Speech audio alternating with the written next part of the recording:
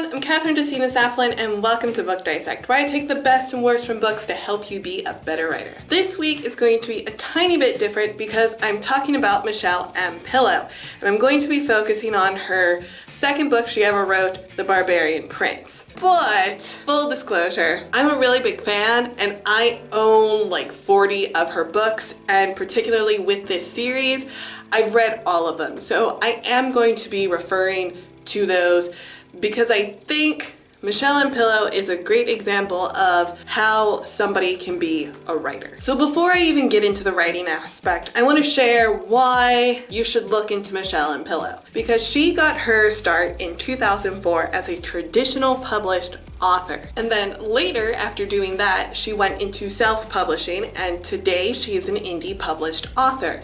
And I think that's really interesting, especially for new writers who may or may not know what they want to do, because I know so many authors go into self-publishing sort of hoping to go into traditional publishing that I honestly, aside from Michelle, I don't know any author who went traditional and then went to self-publishing. So, maybe check her out and her reasonings behind it so you can better inform yourself of whether you want to go traditional or self-publishing, because hey, she's done both. She is wisdom. She shares it on her blog and on her website. Okay, guys, so I specifically chose The Barbarian Prince because it was the book that just opened the pillow fighting world, for me at least, when I was like 18 or 19. And yeah, the pillow fighting is because her last name's Pillow, and so her fans are pillow fighters. Get it? Like that's some really good branding, guys. So The Barbarian Prince was the greatest book when I was 19 years old, and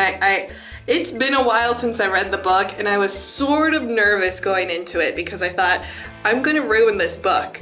I knew I was going to ruin this book because thinking back, before I even get into it, I remember the book being just, sort of simple. There was nothing overcomplicated or, it wasn't high reading. That doesn't mean it wasn't good. It was a nice, simple story. Girl meets boy, crap happens, they live happily ever after. Oh guys, I was so worried I was going to ruin it. But her writing isn't simple, it's just clear and concise, which is probably why I loved it so much when I was younger, because it just got to the point and it focused more on the plot. What's interesting about The Barbarian Prince is that the book that I'm reviewing is actually from 2004, which was the original edition. And if you go and buy it now, she expanded it and rewrote it. And lucky for you guys, I actually sort of have both because, again, obsessed fan.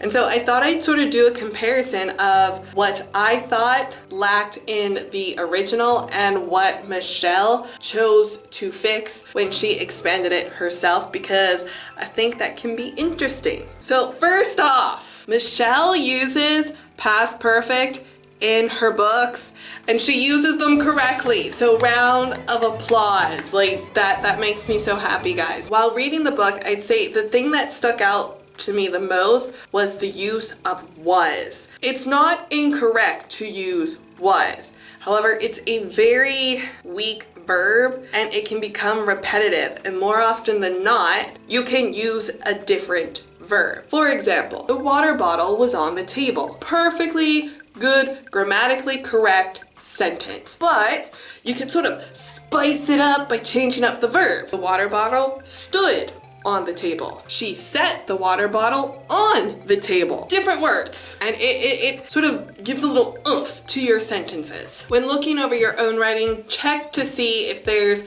a different verb that you could use instead of was, because again, more often than not, there normally is. Stronger verbs make your writing more snappy. And the other observation that I made was that her main character wasn't the most likable character, and she just sort of seemed, I don't want to say flat, but just not completely well-rounded, because I didn't understand some of the choices that she made, and because of that I couldn't relate to her, which sort of just made her dislikable. That was the original. Then if you go into the expanded version, there was still a lot of was left in the story. However, a lot of the character development that was missing from the first book got fixed. It was amazing.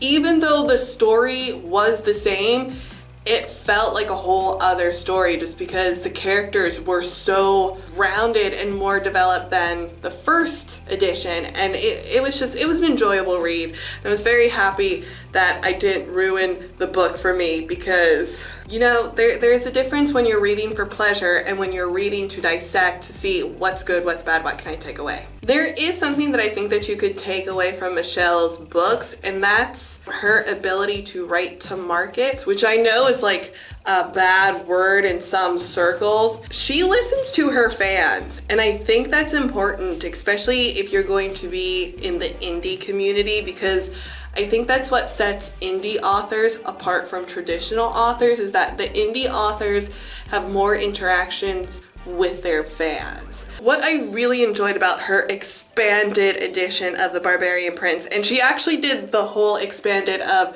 the first series of the Dragon Lords, in case you didn't know, and a lot of the negative reviews that she got talked about the things that she fixed in the expanded edition. And I think that's really important, at least from my perspective. You don't need to take it to heart, but I find that really interesting. For example, I've seen on her fan site, she will offer polls on which book she should work on next and release, and the fans get to choose. Her most popular series is actually the Dragon Lord series, and people were asking for more stories about it, and she delivered. That's a really good marketing plan if you want to be an indie author, is, you know, listen to your audience. And I don't think that necessarily means that you can't do the books that you don't want to do, because you know what? Michelle and Pillow has like 100 different titles. Like, there are books that apparently I'm missing and I need to go find. But she does all these different genres. She does sci-fi, fantasy.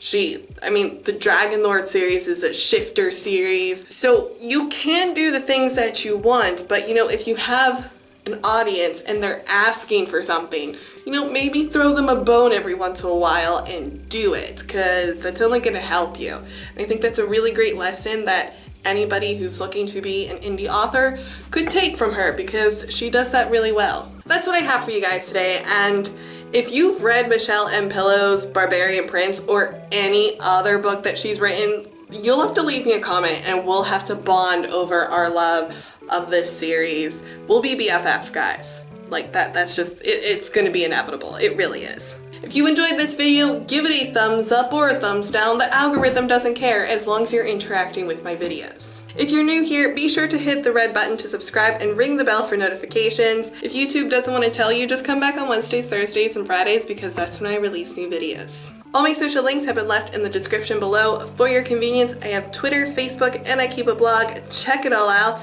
and I will see you guys in the next video. Totes may apple scenes. If by chance Michelle and Pillow is watching this, just hi and thank you. I love your books. Sliding. Okay, I'm not on my notes. Some people don't know how to use the past perfect. It's not a difficult tense. Like, I know it in 3 languages.